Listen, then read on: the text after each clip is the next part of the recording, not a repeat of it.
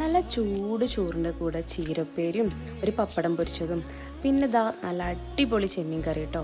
ഉരുളക്കിഴങ്ങും പച്ചമാങ്ങയും കൊടുമ്പുളിയൊക്കെ ഇട്ട് വെച്ച ചെമ്മീൻ കറി. അപ്പോൾ ഈ ഒരു ചെമ്മീൻ കറി ഉണ്ടാക്കാൻ എങ്ങനെയാണെന്ന് നോക്കിയാലോ.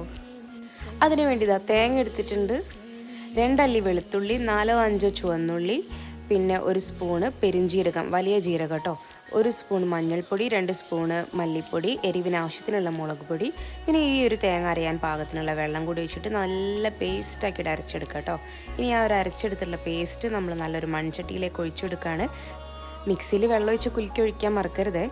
ഒരു ചെറിയ പീസ് ഇഞ്ചി നേരിയതാക്കി അരിഞ്ഞതും അതുപോലെ തന്നെ നമ്മൾ നേരത്തെ വെള്ളത്തിലിട്ട് വെച്ചിട്ടുള്ള കുടംപുളിയും പിന്നെ ഒരു ഉരുളക്കിഴങ്ങും ഒരു തക്കാളിയും പിന്നെ കറിവേപ്പില പിന്നെ 2 പച്ചമുളക് കീറിയതും ആവശ്യത്തിന് വേണ്ടിയിട്ടുള്ള ഉപ്പും കൂടി ചേർത്ത് നന്നായിട്ട് മിക്സ് ചെയ്തിട്ട് അടുപ്പിൽ വെച്ചിട്ട് അടച്ച് വെച്ചിട്ടൊന്ന് വേവിച്ചെടുക്കുക. തിളച്ച് വരുമ്പോൾ മാങ്ങയും തലയോട് കൂടി ചെമ്മീനും ചേർക്കുക. വെളിച്ചെണ്ണയിൽ കുറച്ച് ഉലുവയും ചെറിയുള്ളിയും കൂടി